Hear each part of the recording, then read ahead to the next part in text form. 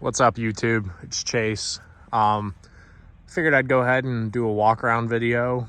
This is my 2019 Polaris RZR Turbo S. It was originally a Velocity. It now has painted plastics. It doesn't have dynamics or ride command. That's the only downside to it, but different strokes for different folks, I guess. I got into it cheap. I got it for like 17 grand a couple years ago. Obviously it looks nothing like a Velocity anymore, but currently the way it sits, it's on Super ATV. Super ATV sells them, but they're made by GDP. 4-inch billet portal boxes. It's a gear lift that goes out here at the end of the hub, allows you to run bigger tires with a gear reduction. But 4-inch GDP billet boxes with a 15% reduction. It's on a set of 37-inch MRT X-Rock stickies. I have a set of 35-inch Maxxis Rockzillas to go on it that are on stupidly offset wide wheels. They're Hyper 5+5s, so on that setup it is like 92 inches wide, which is the widest you can make a Turbo S, without going to some stupid like 6-inch long arm kit for a, like, basically a lift kit for mud guys. So it technically is the world's widest RZR. Not just this one, there's other people that have done it too, but that's the widest you can go without going some big huge mud setup and you can't even ride it on trails. But it also sits the way it does because it's on a MTS off-road full dual rate spring kit. There's a big difference between a dual rate spring kit and a spring kit that comes like stock with you get the little tiny tender spring up top. This is how a RZR is supposed to be. It's supposed to have a dual rate kit, and Polaris kind of skimps on everyone with their tender spring kit, and that's why they ride horrible. So it's an MTS full dual rate spring kit for a portaled RZR. It's specified for this RZR.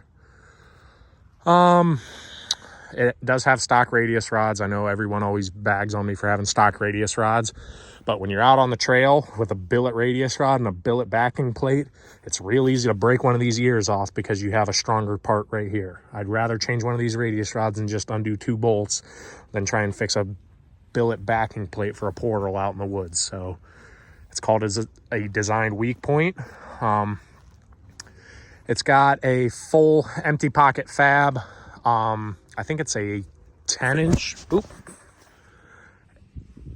It has a full empty pocket fab bed delete cage. I believe it's a 10-inch drop over stock. I'll go ahead and turn the key off now. But it's a 10-inch dropped cage over stock. It's got a radius roof, big drop visor. It's got a SPF bed delete and dovetail, so it basically pinches the rear in. Full rear bumper. I believe that's an X-Brite chase bar. It has an SSV Works glove box sub in there, a Wet Sounds Stealth 10 bar, I believe. I know a lot of people don't like these chase bars. I like them because I didn't have tail lights, so it kind of lights up the back end. What else do we got on here? Rack Boss 2.0 steering rack, Rhino axles, worn / Polaris, just whatever you want to call it. 4,500 pound winch, L&W front bumper, Keller ball joints, best ball joint around. That's one thing I tell people not to skimp on, are the ball joints, because when you're doing 50 mile an hour down the road and you hit something, you don't want your wheel flying off. I've done it. I've bought cheap ball joints. I've had them snap. I'll post up a picture of what it looks like when you snap a ball joint. It's not fun. But the reason I'm doing the walk around video now is this was a never ending, always evolving project. Like I said, I bought this thing 3 years ago. It went from a stock machine to a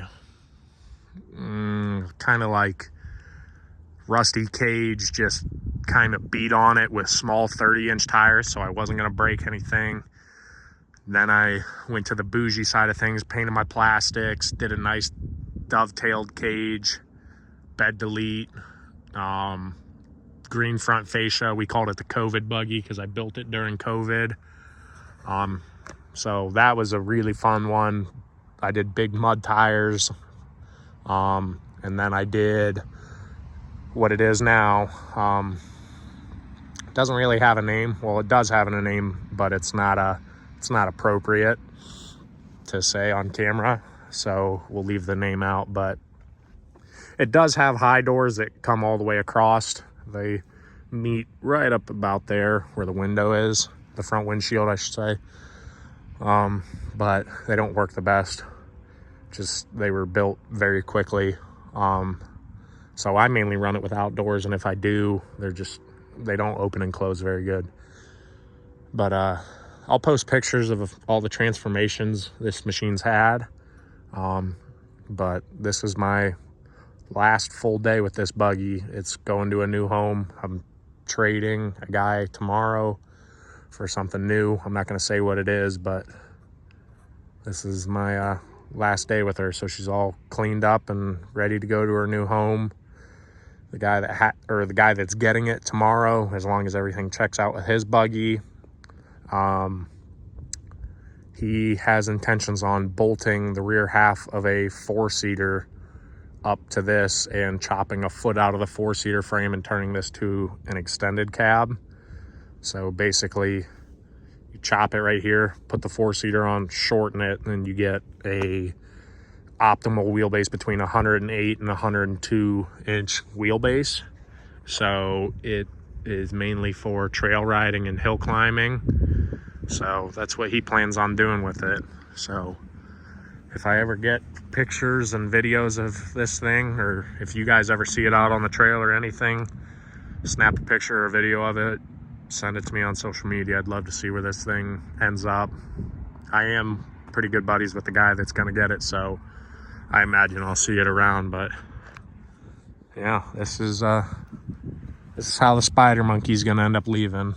So like I said, I'll post up pictures of what it started as and where she ends off.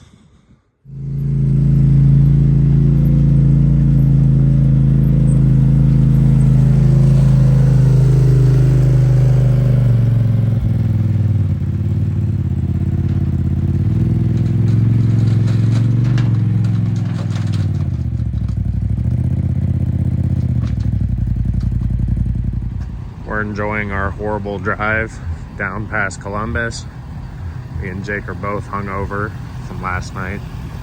It was not fun waking up at 7 in the morning to go get a razor.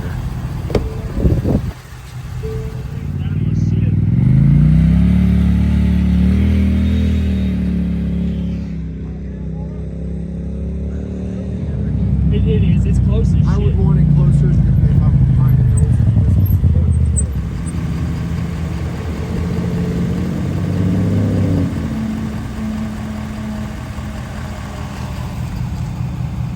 Big old turd.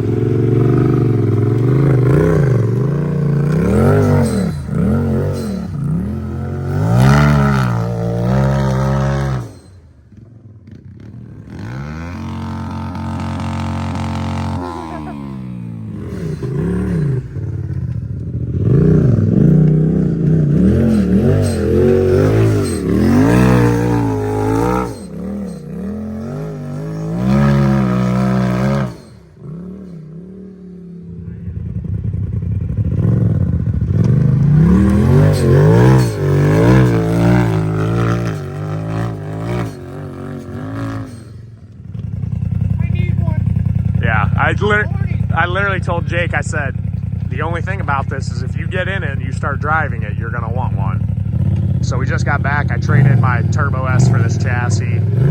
It's a 104 wheelbase turbo buggy. It's an 18 turbo, stage 4 tune with a bigger turbo, big injectors. So it's pushing like 255, full ORV long travel.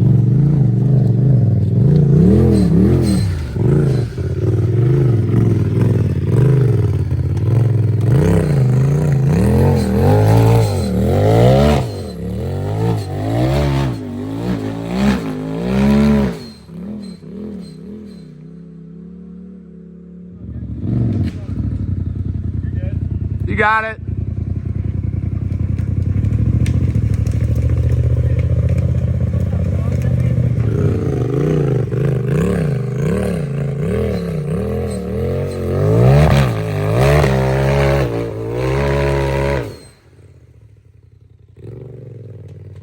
Hey, you shouldn't have let off. You would have had it. Good.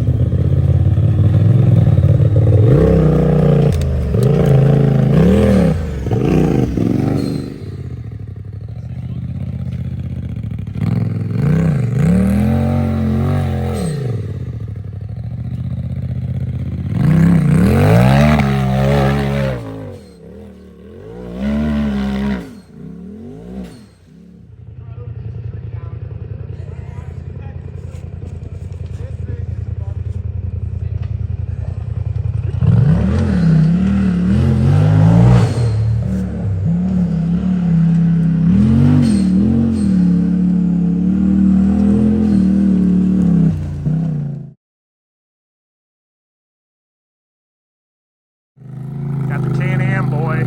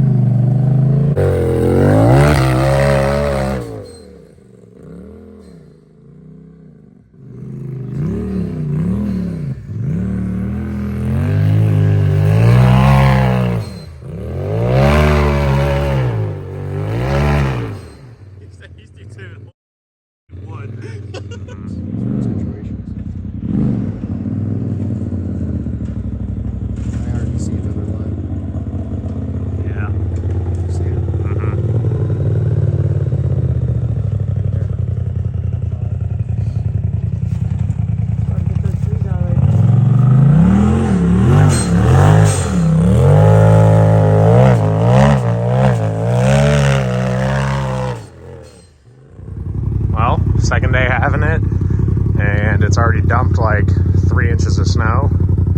Girlfriend wanted to go for a first ride in the tube chassis, and she's worried about the filter we're gonna use. So, test it out, see how full spool does in snow.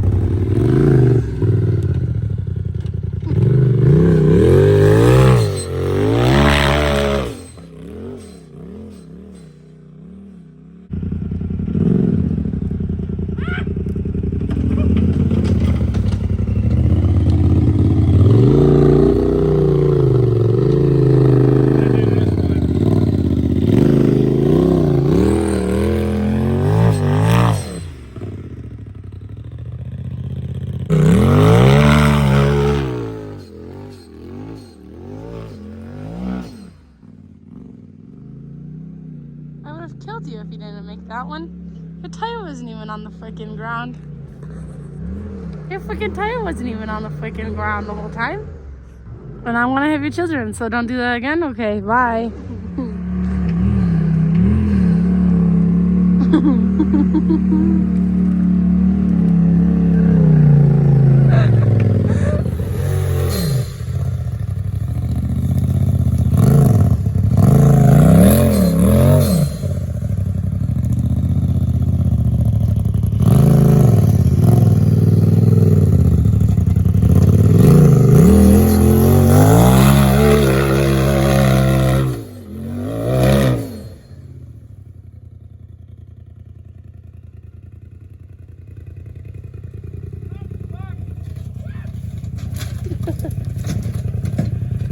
Told me to get out because he was going to do something stupid.